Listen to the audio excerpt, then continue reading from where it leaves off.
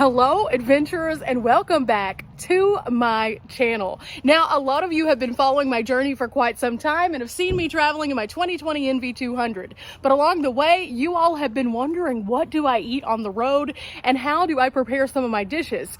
So while I'm working on some projects on my van at base camp, I'm taking full advantage of this time and showing you guys some of the things that I create when I am on the road. Now, these recipes are super simple and you can use them, especially if you happen to be following along and already have picked up a RidgeMonkey. Yep, today we are going to be using the larger RidgeMonkey to create something absolutely delicious and epic, and I can't wait. Now, when you are cooking on the road, adapting recipes that you already love is the best thing that you can possibly do. That way you can still have those delicious meals while living in your van. But sometimes having a device that helps you to cook your food just a little bit easier is really handy. So I'm going to be dropping a link below. I do not make any kind of commission off of this, but this is for the RidgeMonkey I will be using in today's video.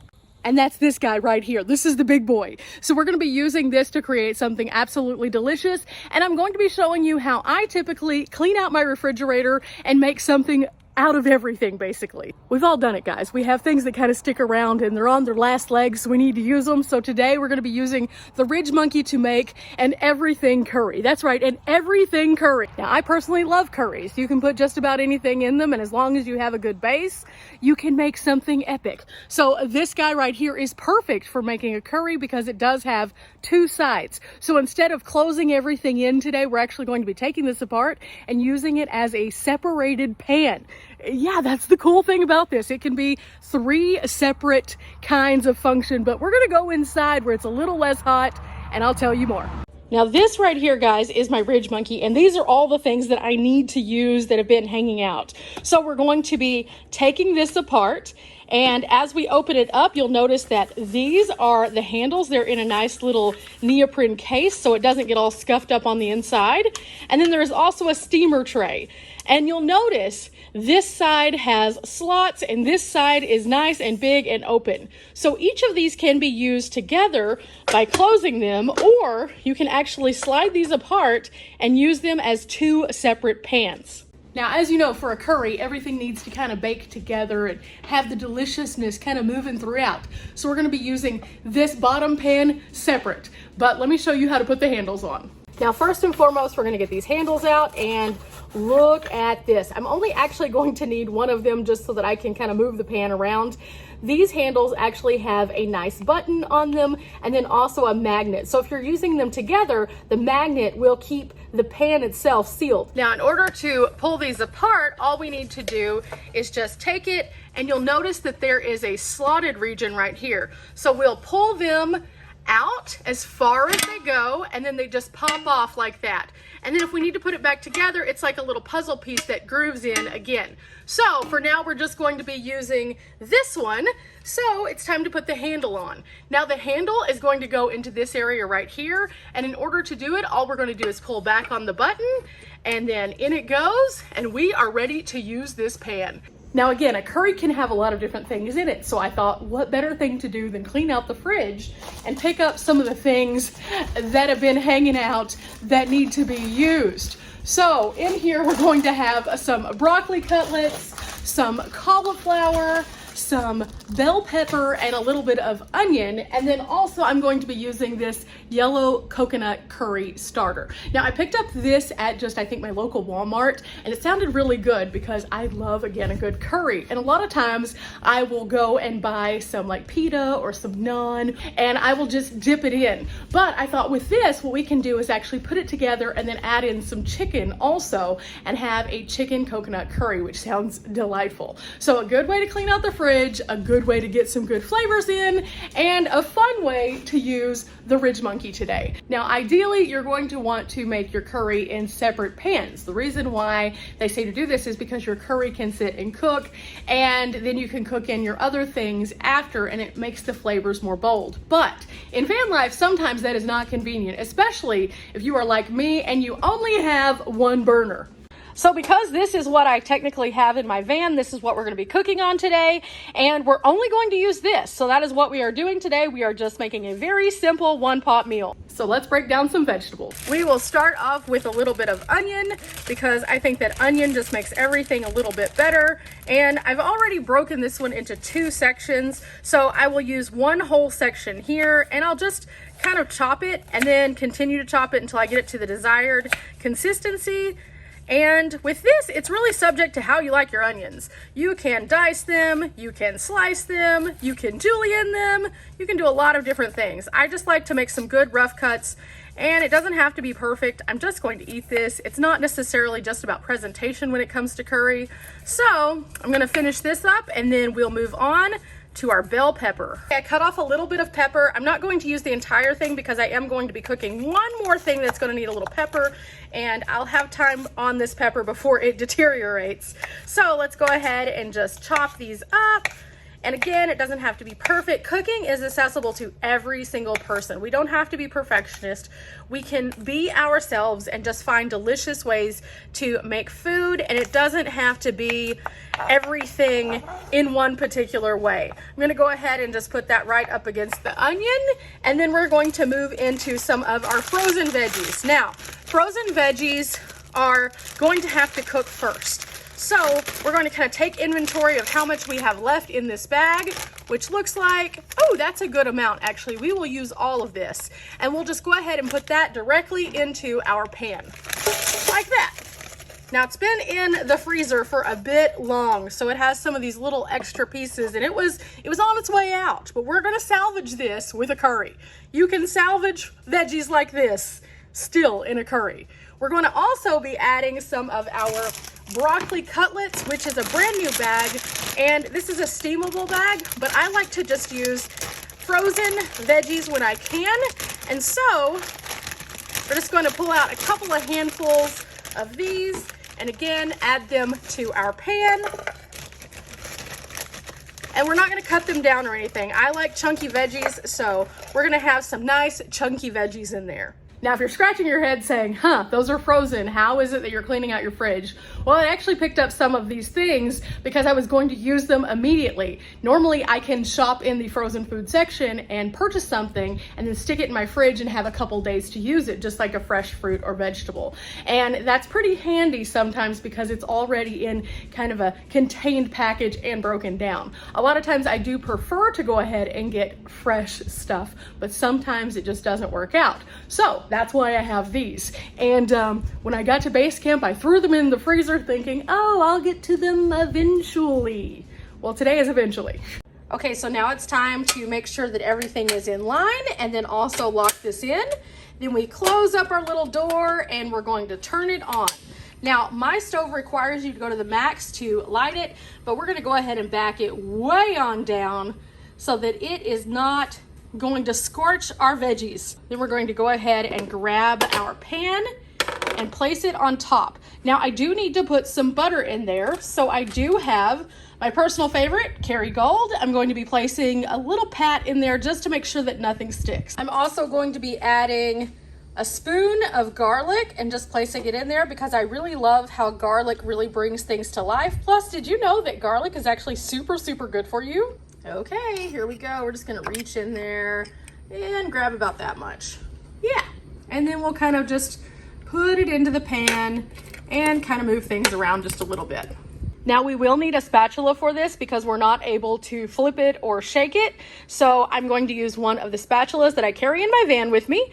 As you know, I like smaller things. I have one large spatula, but for the most part, everything is kind of fun size like this. So we're just gonna move everything around to make sure that the butter is coating the bottom of the RidgeMonkey so that nothing sticks. You can also take some spray butter and spray the bottom before you start this process if you feel more comfortable doing that. And for that, I usually use a nice parquet spray. Yeah, they don't have the Kerrygold spray, so I can't use that one, but that thing, the parquet spray does a super good job. Again, it's all about adapting things to what you have and what works and what you can find.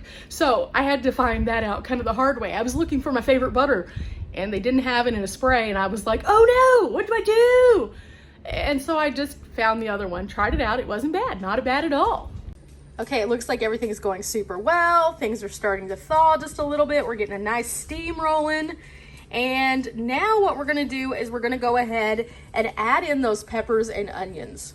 I always like to add colorful things together because the more color that you put into a dish, the more nutrients you usually have. So purple onions, the green of the broccoli, we also have the green of the bell pepper, and then we have the white of the cauliflower. So we have more than 3 colors, so we're doing pretty good, and we're not finished yet.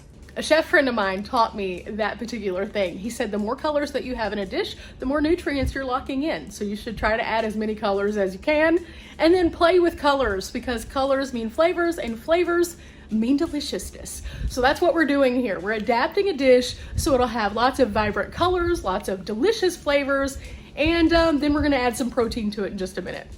Ooh, it's starting to smell delicious. You can see those onions are moving, and they're starting to blend in with that garlic, and it's going to be so delicious. Now, for those of you who are concerned because I'm adding chicken and would like this to be a vegetarian dish, all you have to do is just not add the chicken when you're cooking this. It can work just the same. I will say that the chicken does absorb some of the juice though of the curry a lot of times. So if you're not having chicken, make sure that you do have like a roti or a naan to eat it with. It'll just make it so much better.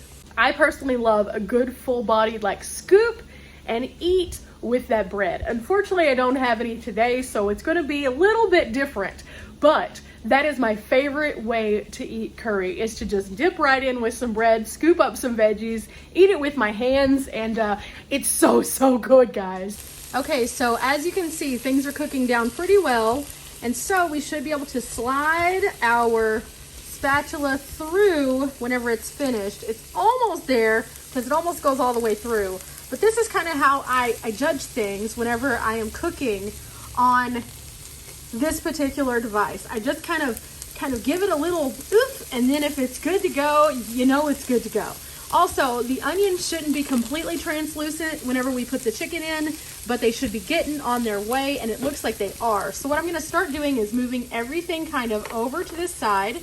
This is whenever a silicone spatula really comes in handy because it moves super well.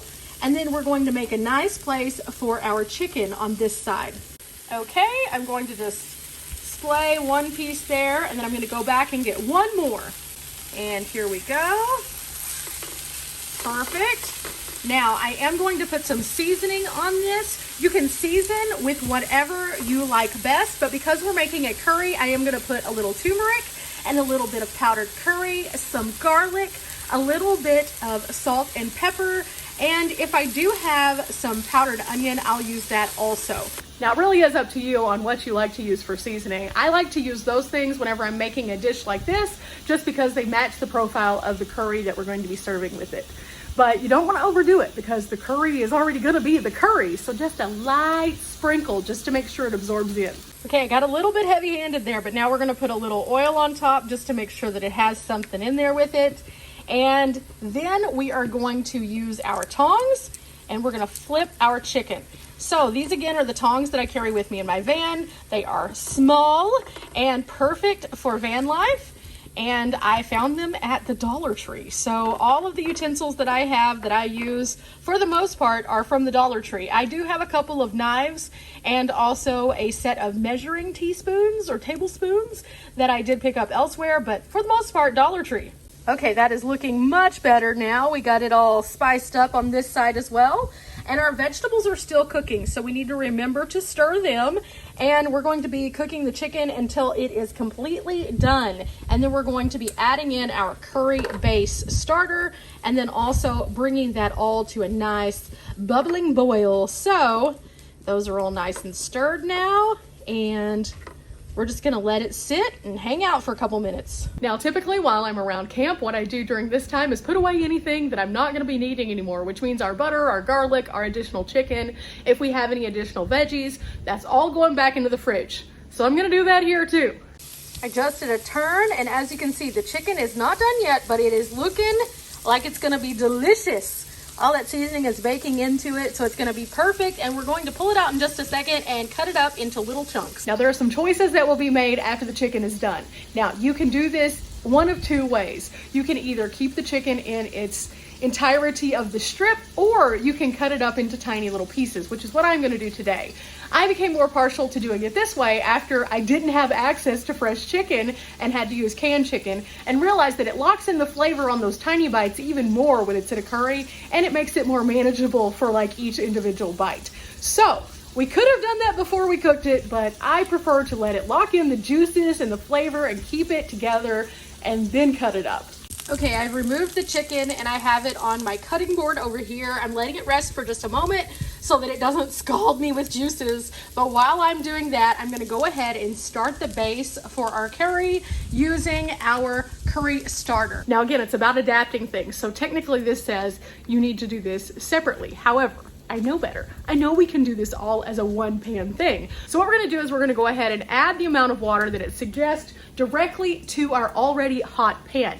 And then we're gonna go ahead and drop this in kind of over in this section where we had the chicken and just start to stir it to make sure that it is completely dissolving into the water. And then we're gonna bring it up to a boil that way and just cook it all together. It's gonna be delicious. Okay, here we go. Ooh, yeah.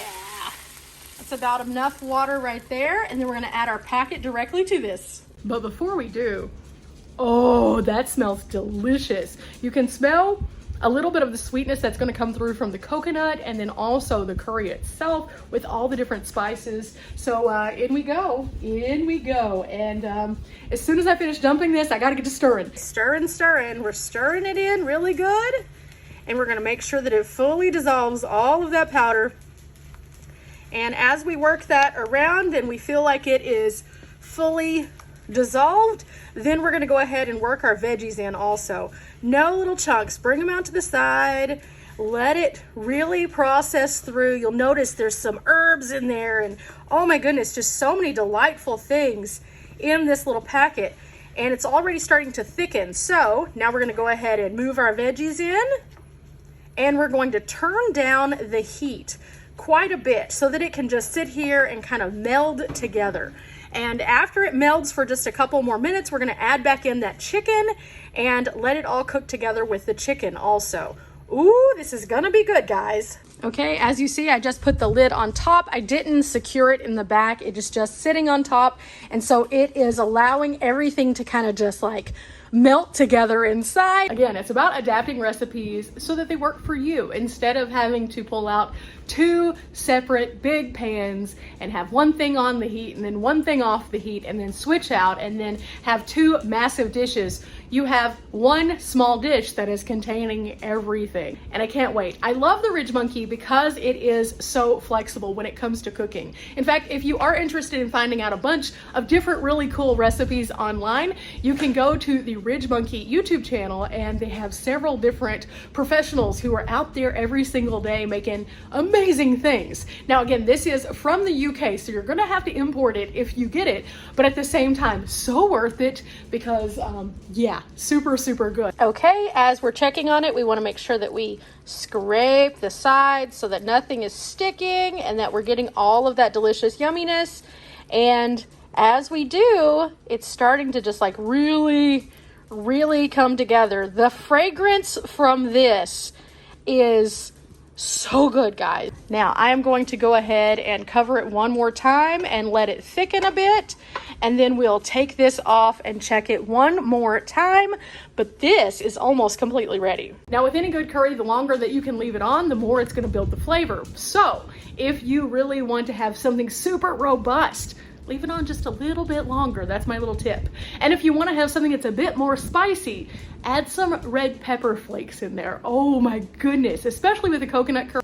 It really brings out the sweetness of the coconut, but also adds that nice pop to it. And I usually do that, but today I'm not going to because, well, you know, sometimes you don't always need to be so spicy, even though I'm always pretty spicy. Now, if you don't have any roti or naan and you still want something that kind of absorbs some of the curry, I would suggest some rice. You can use a variety of different kinds. I thought that this was so cute. I picked this up in Arkansas at a visitor's center. They were giving away free samples during their Visitor Appreciation Week. And oh my goodness, it was perfect for van life. This would get me like 2 whole meals, this tiny little bag right here. Now you could really use any kind of rice though. I just thought this one was super cute. I have made this with jasmine rice before and it was delicious, just saying. Today I'm going to be just eating it by itself because there's one of me and there's a lot of curry. So I'm gonna have to save room and well, rice takes up a lot of room. Okay guys, it is all ready and oh, this looks so delightful. Now, making as much as we did today, there was enough to serve 2 people in the RidgeMonkey. And this isn't quite a full serving. This is a little bit under because I'm starting off small because it's just me. But oh my goodness, look at this. The vegetables are so tender. They're just like falling apart as soon as you stick a fork or a spoon into them. And the chicken, as it cooked, it continued to shred out. So it's perfect. And then you can see the robust flavor just popping through. This is about to be so good, but the taste test will be what determines if we love it or not. So in we go. And ooh, look at that. Yes, that's gonna be a delicious bite. And here we go.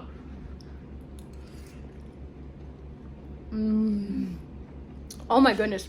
The sweetness of the coconut is coming through. And I did have some pepper that I'd put in here also. So whenever it combined with all those other flavors, it makes it just spicy enough where it's not too spicy, but so good.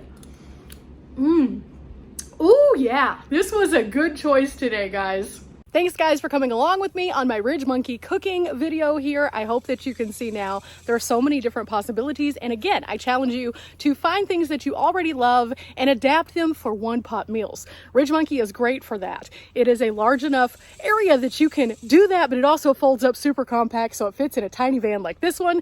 And again, I'm gonna drop you a link just in case you are interested in getting one, but I'm gonna go eat my dinner. Oh yeah, this is gonna be so good. Until next time, guys, bye.